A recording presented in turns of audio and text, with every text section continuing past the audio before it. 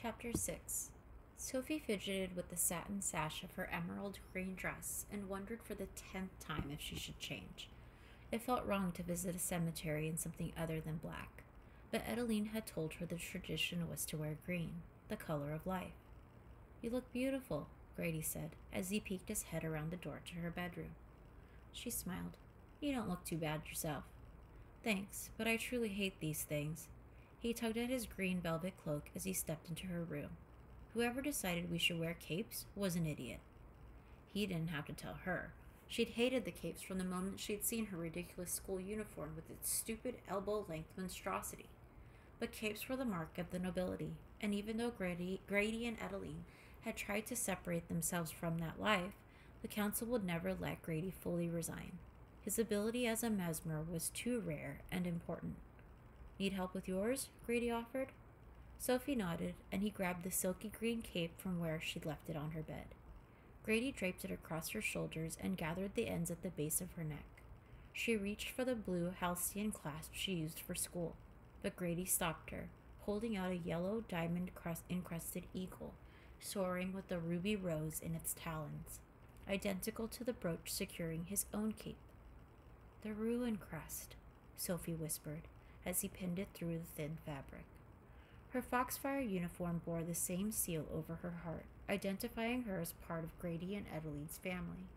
But having him give her the clasp, especially considering the day, made her feel choked up. Grady cleared his throat.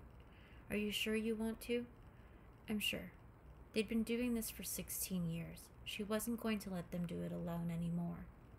"Unless... Do you want me to go?" "We always want you with us, Sophie. I'm just afraid you don't realize how hard this will be." She reached for his hand, twining their fingers together. "I know, but we're family now, right?" "We definitely are." He pulled her in for a hug, stroking her hair as he whispered, "I love you." "I love you too." She thought about adding "Dad" at the end, but the word stuck to her tongue. "I guess we should probably get going. I've already informed Sandor that he's not coming with us." "He's not?" "Only elves are allowed near the Wanderlings. Even the counselors leave their bodyguards behind. So he's agreed to entrust you to our care for the next few hours." "Whoa, I can't believe you got him to agree to that." "He protested. A lot. But I reminded him of what I can do." The seriousness of his tone gave Sophie chills. She rarely thought about what being a mesmer really meant for Grady, but total mind control was definitely a powerful thing. "And I agreed to carry this in case I lose my focus," he added quietly, removing a small silver weapon from an inner pocket of his cloak. Sophie felt all the blood drain from her face. "Where did you get a melder?" She'd never forget the way Dex had collapsed to the ground, paralyzed and seizing up after the kidnappers blasted him with one. Looking at the palm-sized gadget now, it was hard to imagine so much evil coming from a sleek, curved handle connected to a triangle of silver with a single button in the center. She hated seeing it in Grady's hand. Grady shoved it back into his cloak. "The council insisted I keep one in the house as a last resort. Don't worry, I have no plans to use it." She hoped not. Then again, no one ever planned to be attacked.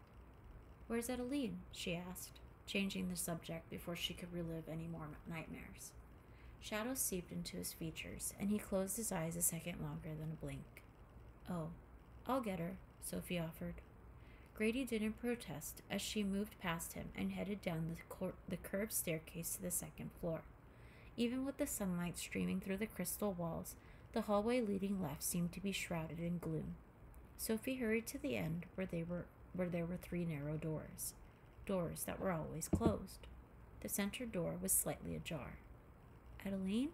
Sophie whispered, not wanting to startle her as she tiptoed into the quiet bedroom. Sophie had only been in this room once in all the months she'd lived there, and only by accident, but it looked exactly the same.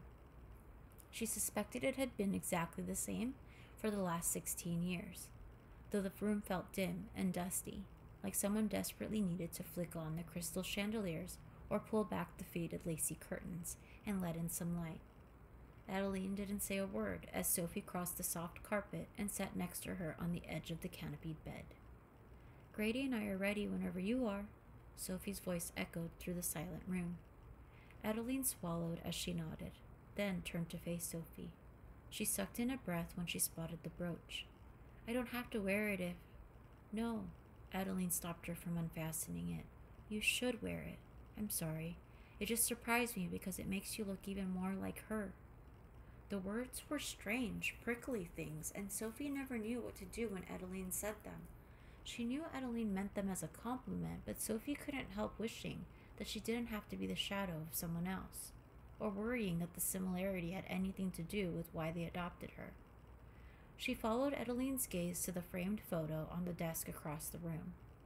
A carefree Grady and Adeline stood with their arms around a slender blonde girl, Jolie, when she was about Sophie's age. Jolie had Grady's light hair and Adeline's bright turquoise eyes. She was striking and graceful and smiling, with rosy cheeks and gleaming white teeth. Sophie walked over to the floor-length dressing mirror in the corner and tried to see the resemblance. My goodness, you have strange eyes, a high-pitched voice announced. Sophie whipped around. Who's that? Vertina. Adeline gave a sad smile and made her way over to Sophie. I guess you've never seen a spectral mirror before. Sophie turned back to the mirror, gasping when she noticed a tiny face in the upper left side. A girl with shiny black hair, pale skin, and sapphire blue eyes. She looked like she was about 15, and she had that snotty, I'm older and cooler than you glare that Sophie had seen a lot of back in the human world when she was stuck as a 12-year-old high school senior. What is it? Sophie whispered. It? The tiny girl snapped, her face twisting into a scowl. Who are you calling it? You're the one with the freaky eyes. Hey! Sophie still wasn't totally comfortable being the only elf with brown eyes, but she wasn't about to let some mirror girl insult her.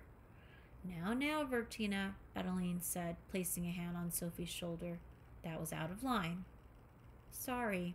She didn't sound like she meant it, though. Sophie reached up and touched Vertina's face, half expecting it to feel like warm skin. All she felt was smooth, cold glass. Get your smudgy fingers away from me, Vertina huffed, ducking under Sophie's hand. It's bad enough I'm up here all alone all the time, gathering dust like some common piece of furniture. She turned her tiny face away, her glassy eyes staring somewhere beyond them as she whispered, I miss Jolie.